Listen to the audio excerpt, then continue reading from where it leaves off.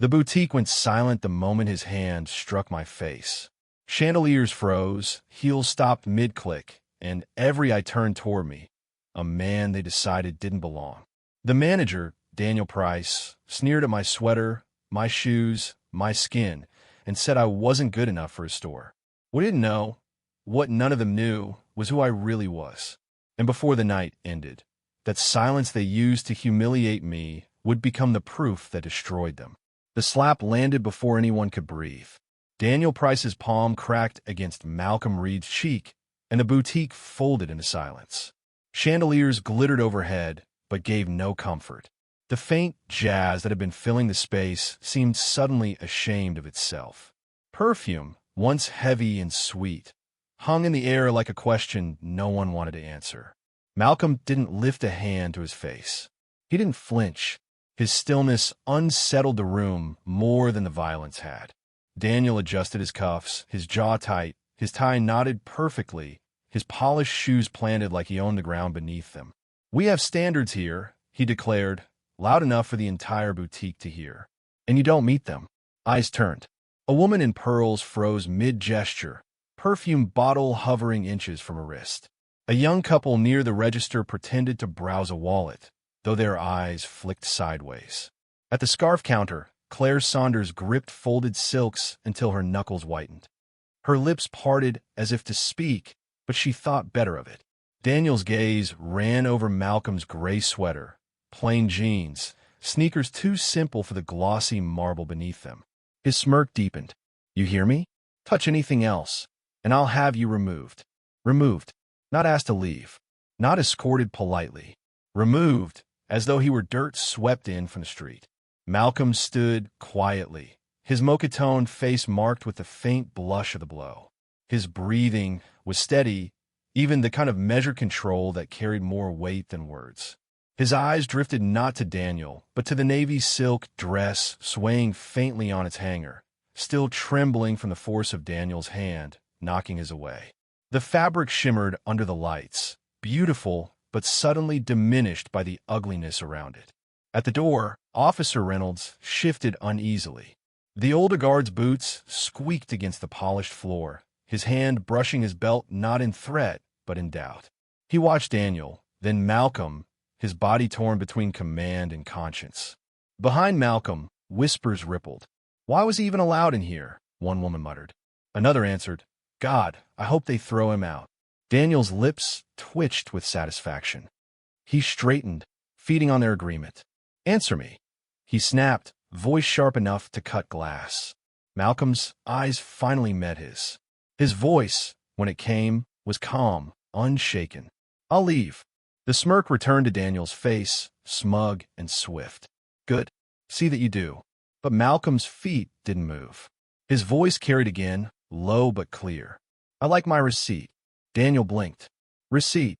Yes," Malcolm said evenly. "For the treatment I received here today. If you record incidents, I want mine documented. If you don't, I want your policy in writing saying so." The air shifted. The boutique's hush deepened. Claire startled, fumbling beneath the counter before pulling out a thin slip of paper. Her fingers trembled as she slid it across the glass. Their eyes met briefly. She looked frightened, but beneath the fear, something flickered. Embarrassment, maybe shame.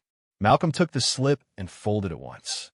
His hand brushed the weight of a black fountain pen in his pocket. Heavy, old, a gift from long ago. He didn't draw it out, but the feel of it anchored him. His mother's words still lived there. Keep a pen close. Words written down will always outlast words shouted in your face. Daniel waved a hand toward the door, dismissive. "Out, now, and don't come back." Malcolm's gaze lingered on Officer Reynolds. The guard's jaw flexed. His eyes flickered, a man balancing on a line between orders and integrity. He didn't move. Not yet. Malcolm turned finally, slow and deliberate. His steps pressed into the carpet like ink strokes across a ledger. Above him, the chandeliers glimmered again, but the light felt altered, less brilliant, more ashamed. At the door, his hand closed on the cool metal handle. Behind him, the silence lingered, broken only by the shuffle of expensive shoes, the faint hum of jazz daring to resume. He didn't look back. He didn't give Daniel Price the satisfaction of seeing his face again. He pushed the door open and stepped outside. The city's noise greeted him like an embrace. Horns blaring, a bus sighing at the curb, a bicycle bell chiming sharp against the air. The afternoon smelled of hot asphalt and coffee drifting from the CAF down the block. Out here, no one knew what had just happened. Out here, Malcolm Reed was just another man in a sweater walking down the street. But inside him, the silence remained. Silence forged in humiliation doesn't fade quickly. It presses against ribs, echoes through blood, makes a man replay the moment until the bruise isn't just on his cheek, but deep in his chest. He touched the folded receipt in his pocket, the paper thin but heavier than gold. Proof. That's what it was now. Proof that something had happened. Proof that Daniel Price had let arrogance write a check against another man's dignity. Proof that Claire Saunders had frozen, ashamed but voiceless. Proof that Officer Reynolds had seen, had hesitated, had not yet acted. Malcolm walked on, not away, not defeated, but towards something inevitable. Because some walls must be shaken twice before they remember who built the foundation beneath them. Outside the boutique, the sunlight was sharp and indifferent. Malcolm Reed stood still for a moment, the city's ordinary chaos rushing around him. A delivery truck hissed as it braked at the curb, cyclists dodged between yellow cabs, and the aroma of roasted peanuts from a vendor cart drifted across the sidewalk. Strangers passed without a glance, their lives unbroken, their errands unchanged. The slap on his cheek burned less now, but the weight of silence inside him hadn't eased. He moved toward a stone bench across from the boutique, the kind of bench meant more for decoration than rest. He sat, posture straight, his gaze fixed on the glass F.A. Ade across the street. Behind the glossy windows, headless mannequins twirled in frozen elegance, draped in silk and sequins that sparkled beneath warm lighting. They belonged. He, in Daniel Price's eyes, never could. Malcolm slipped a small notebook from his pocket. The cover was worn, the edges curled from use. He opened it to a page lined with neat boxes and handwritten notes. It wasn't a diary. It was an audit log, his own way of recording the places where dignity was measured and too often withheld. Today, he added a line. Customer approached within 15 seconds? No. Customer offered assistance? No. Customer treated with dignity? No.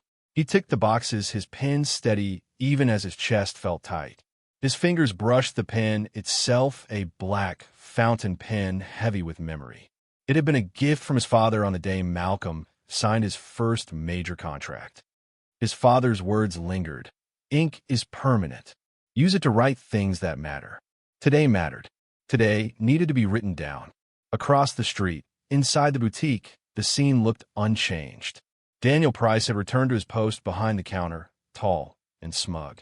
Claire Saunders was folding scarves again, though her hands moved more quickly now, too quickly.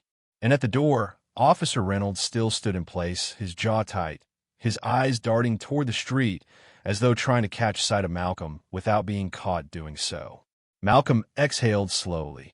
The world wanted him to walk away, to let the moment sink into memory like a bruise fading beneath the skin. But bruises don't heal by being ignored. They heal by pressure, by care, by acknowledgement. He thought of his mother again, her voice soft but steady when she told him as a child that the world would not always be fair, but he could be. He had carried that lesson into boardrooms, into negotiations, into every deal that bore his name.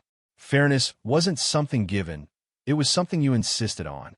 He closed the notebook, slid it back into his pocket, and stood. His reflection in the boutique window caught his eye. The glass showed a man in a plain gray sweater, jeans, and sneakers, his face calm but lined with quiet power. Beside that reflection, a mannequin in emerald silk glittered without shame. The contrast cut him, but it also steeled him. From the bench to the curb, his steps were slow, deliberate.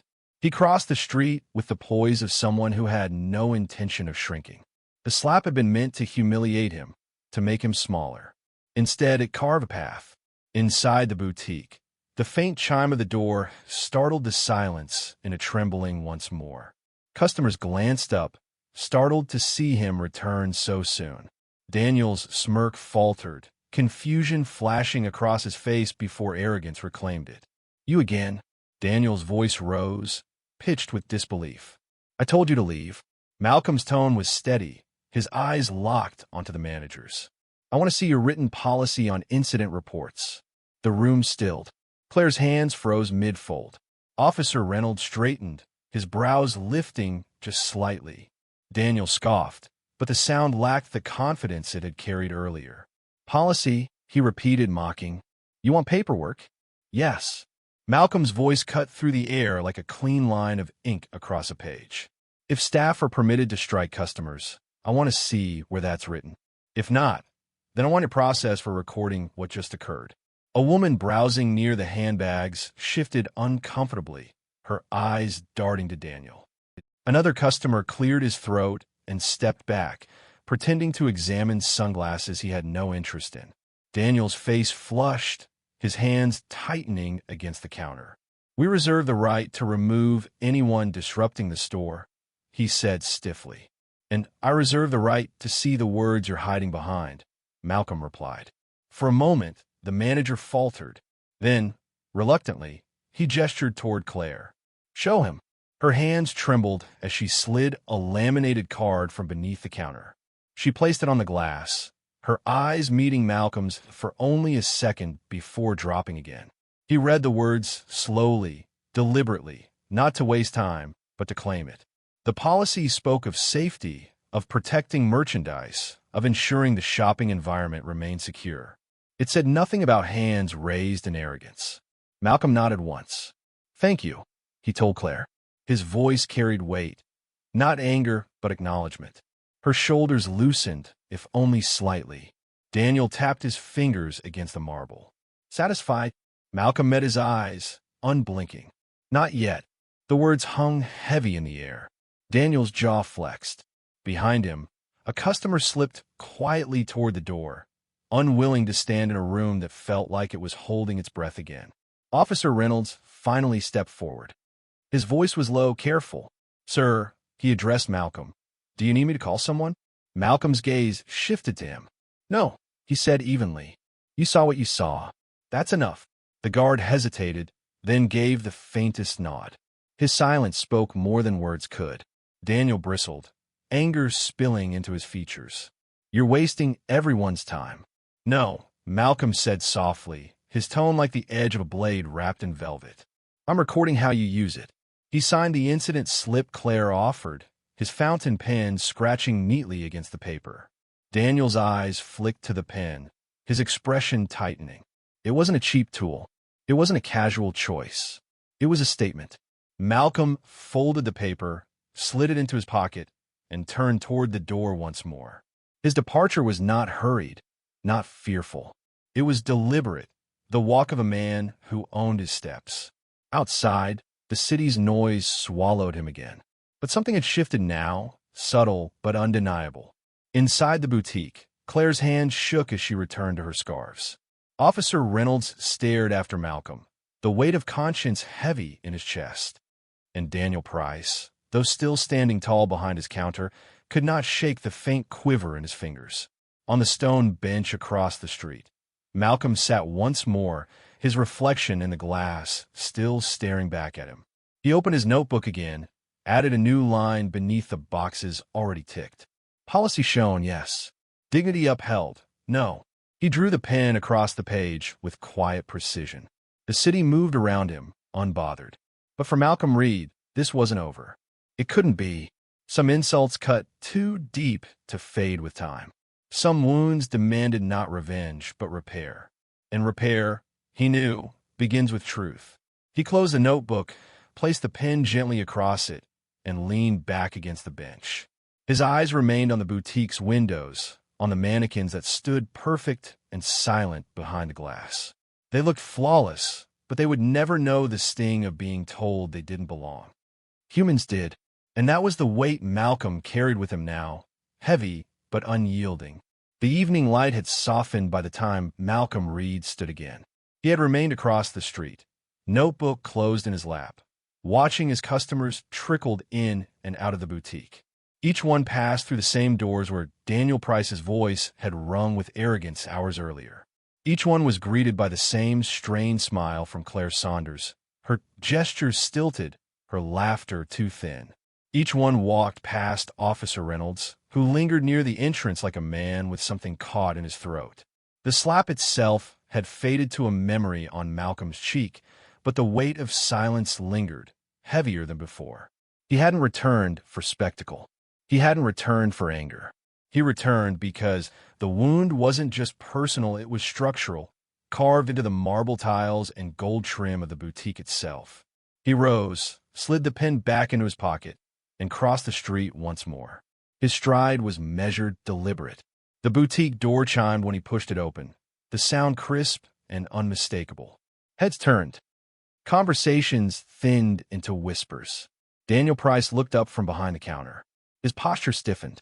For a moment, surprise flickered across his face, but he buried it quickly beneath disdain. "You again?" he said, voice rising. "I told you not to come back." Malcolm didn't answer right away. His gaze swept the boutique slowly, taking in the mannequins draped in sequins, the polished marble floors, the walls of handbags gleaming beneath soft lights. His eyes lingered on Claire, who had stopped folding scarves mid-motion, her breath caught somewhere between her chest and throat. Then his gaze moved to Officer Reynolds, whose hand twitched near his radio but didn't lift it. Finally, Malcolm's eyes settled back on Daniel. His voice was calm, almost soft. "I want to speak to whoever is above you." The air shifted. Customers glanced at one another, unsure if they should keep browsing or step away. Claire's lips parted, but she didn't speak. Reynolds shifted again, his weight rocking between boots. Daniel laughed, sharp and brittle. "Above me? This is my store." He leaned across the counter, his smirk returning. "If you're looking for charity, you won't find it here. If you're looking for trouble, you've already had your share." Malcolm didn't blink.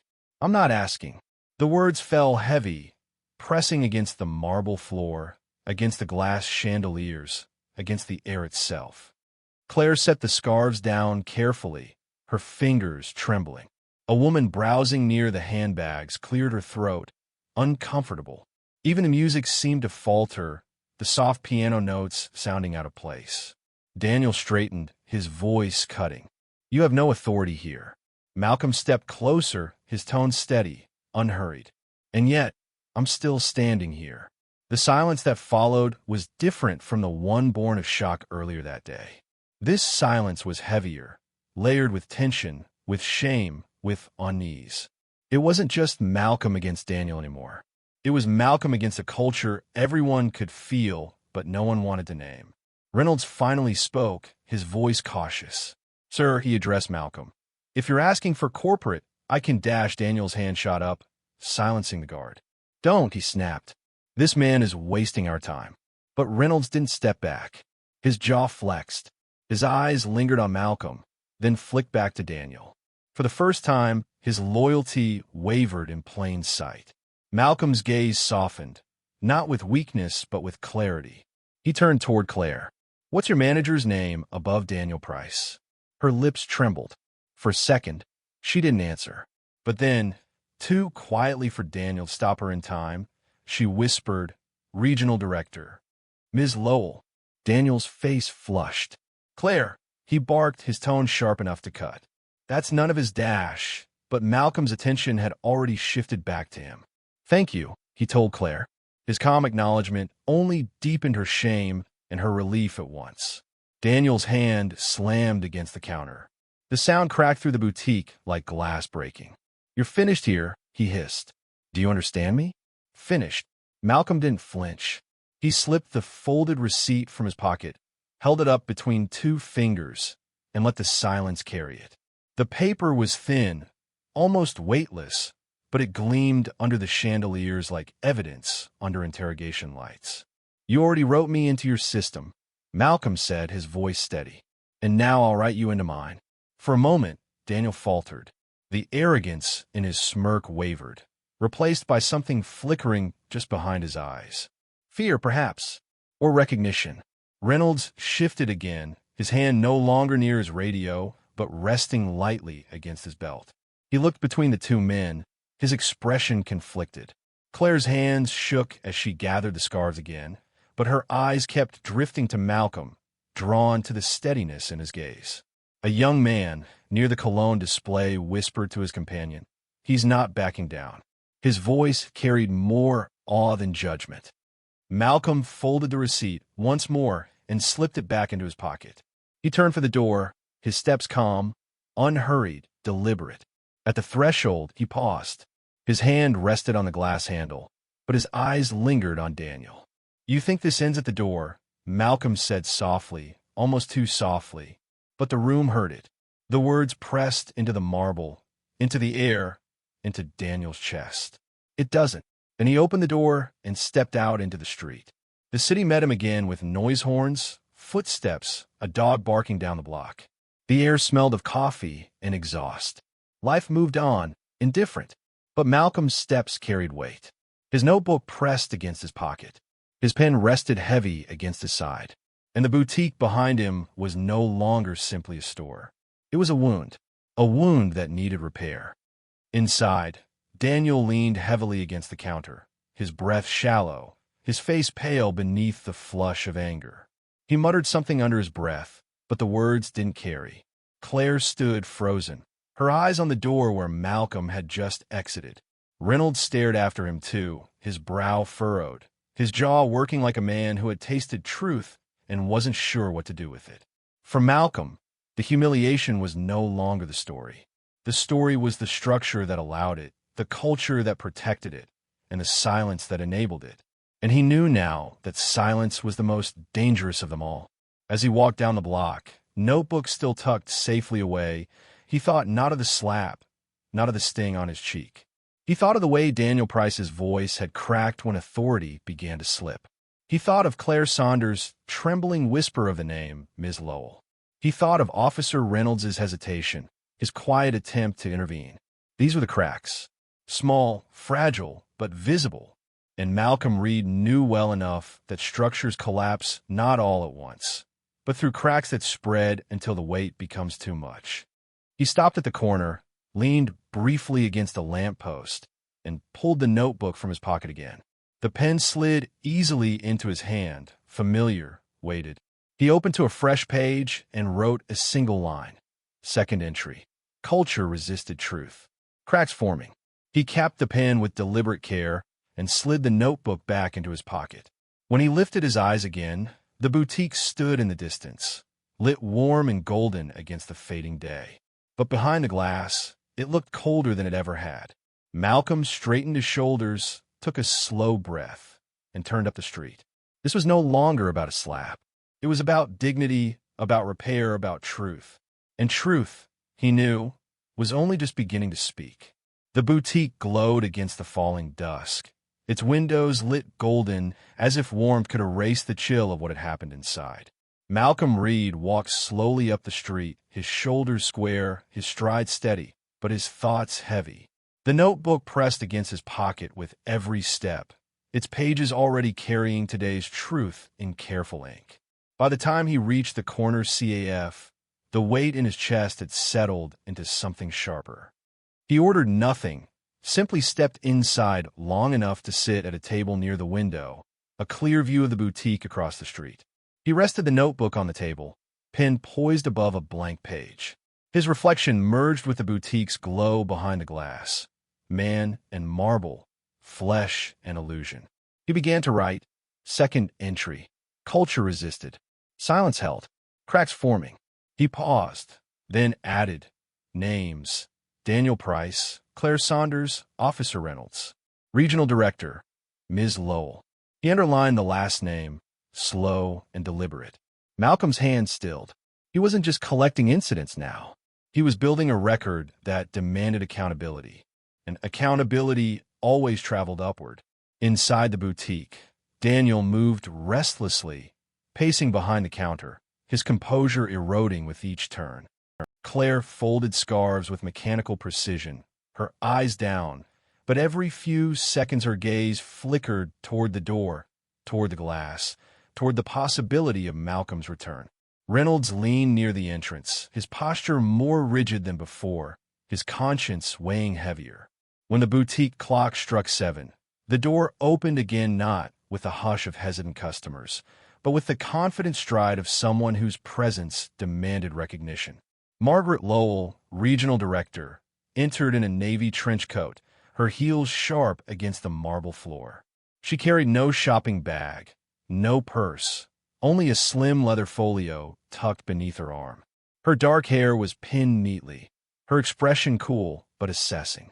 Daniel straightened immediately, relief washing across his face before smugness reclaimed it. "Ms. Lowell," he greeted, voice too eager, too quick. "I'm glad you came. We've had a disruption today." A man dash. Margaret's hand rose, silencing him before the words could finish. She looked around the boutique, her eyes sharp as glass, taking in the space, the staff, the uneasy atmosphere that clung to the marble like static. Her gaze landed briefly on Claire, then on Reynolds, before finally returning to Daniel. "Explain," she said simply.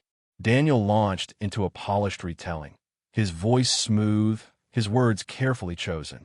He came and dressed, well, not appropriately, tried to handle merchandise beyond his means, became confrontational when I asked him to leave.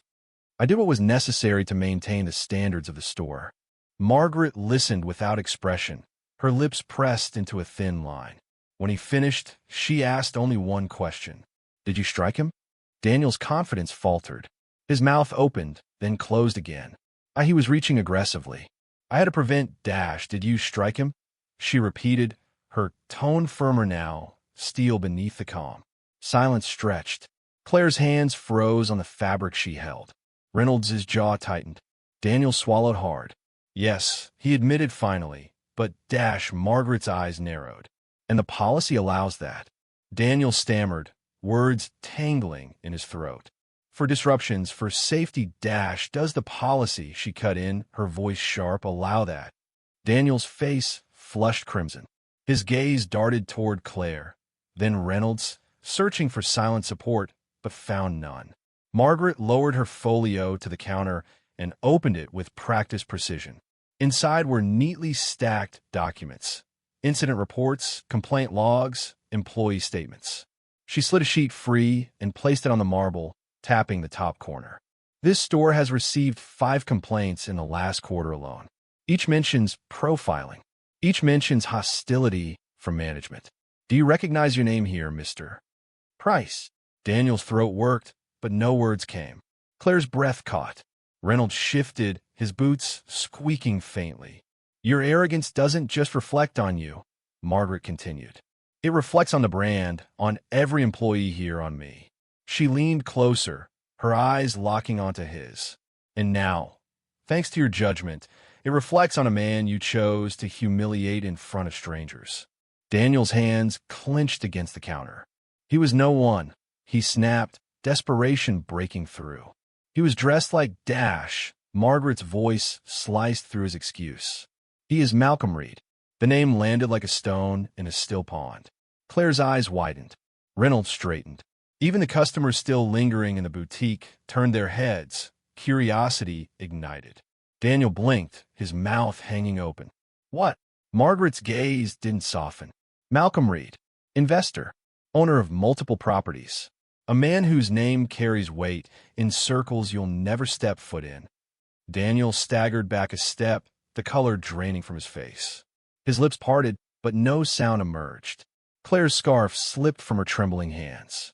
Reynolds exhaled, long and low, his earlier hesitation replaced with a kind of clarity. Margaret closed the folio with a snap. "You struck him. You belittled him. And worse, you did it because you believed you could. That arrogance is poison, and I will not have it under my watch." Daniel's voice returned at last, brittle and frantic. "You didn't say who he was. You didn't tell us dash." Margaret's eyes narrowed. "He shouldn't have to." The words rang through the boutique, heavier than any slap, sharper than any insult. Customers glanced at one another, some nodding faintly, others shifting uncomfortably. Claire's eyes filled, shame burning her cheeks. She bent quickly to pick up the fallen scarf, but her hand shook so violently she nearly dropped it again. Reynolds stepped forward, his voice quiet but resolute. He was calm, the guard said. Never raised his voice. Never caused harm. We all saw it. Margaret's gaze shifted briefly to him, a flicker of acknowledgement passing in her eyes, before returning to Daniel. You will prepare your resignation. Effective immediately. Daniel's mouth opened, desperate. Please, Ms. Lowell, her hand lifted again, final this time. Enough. Silence followed, heavier than the chandeliers above, heavier than the perfume clinging to the air. Outside, across the street, Malcolm still sat in the CAF. Through the window, he could see the faint blur of movement inside, the way Daniel's posture sagged, the way Margaret's presence filled the boutique like a verdict. He didn't need to hear the words to know their weight. He closed his notebook, slid the pen across the leather cover, and leaned back in his chair. The sting on his cheek was long gone. What remained was something else, something deeper. Vindication, perhaps, or simply the quiet satisfaction of truth beginning to find its voice. Back inside, Margaret turned to Claire. Go home for the evening, she said gently. You've seen enough. Claire's lips trembled. Ms. Lowell. She paused, swallowed hard, then whispered, I should have spoken sooner. Margaret's eyes softened just slightly. Then speak tomorrow. In writing. Claire nodded quickly, tears brimming as she gathered her things. Reynolds offered her a faint, steady glance as she passed, his silence carrying something like solidarity. Daniel stood frozen behind the counter, pale and sweating, his world collapsing in on itself. Margaret gathered her folio, her heels clicking against the marble as she turned toward the door. At the threshold, she paused, her voice carrying one last weight. This store doesn't just sell clothes, she said. It sells dignity. And tonight it failed. Then she stepped out, the door chiming softly behind her. Night settled over the city, wrapping the streets in amber streetlight and restless traffic. The boutique, still glowing behind its glass façade, looked smaller now, as if the weight of what had happened inside pressed against its walls, dimming its shine. Inside, Daniel Price sat hunched behind the counter, his tie loosened, his forehead damp. His authority had drained out of him like water through a crack. Claire Saunders had left, her absence echoing more loudly than her presence ever had. Officer Reynolds remained by the door, his stance weary, his eyes haunted by the memory of silence he hadn't broken. Margaret Lowell's footsteps still lingered in the marble, sharp reminders that power could descend without warning, that arrogance had limits. But the air inside the boutique remained heavy, unsteady, as though waiting for something more. Across the street, Malcolm Reed rose from his seat at the CF. He slipped his notebook back into his pocket, capped his fountain pen, and stepped into the cool night air. His stride was unhurried, his shoulders steady, but each step carried the weight of what had come before. He crossed the street slowly, his reflection merging with the boutique's glass doors before he pushed them open one final time. The chime rang out, thin and brittle. Daniel's head jerked up. Reynolds stiffened. The few customers who remained turned toward the door, their conversations faltering into silence. Malcolm entered quietly, but the space seemed to bow to him all the same. His presence wasn't loud. It was steadiness itself, a calm gravity that pulled every gaze. He stopped in the center of the boutique, beneath the chandeliers that sparkled nervously above. His eyes swept the room, not hurried, not searching, but deliberate, as if memorizing every face, every shadow. Daniel swallowed hard, forcing himself upright. Mr. Reed, he said, the name foreign and sharp in his mouth. I didn't know. Malcolm's gaze cut to him. Not cruel, not forgiving.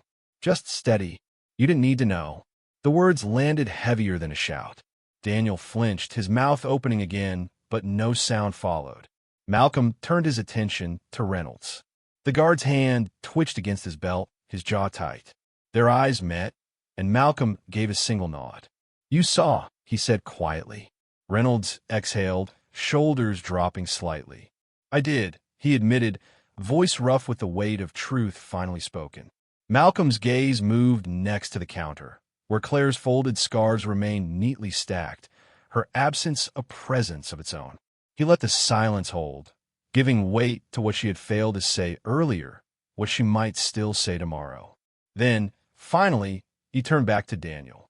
"This store doesn't belong to marble," Malcolm said, his voice even but carrying through every corner. "It doesn't belong to chandeliers or silk dresses or polished shoes. It belongs to the people who walk through those doors, every one of them. And tonight, you show them something ugly. You showed them arrogance dressed as authority. You showed them cruelty dressed as standards." Daniel's hands trembled against the counter.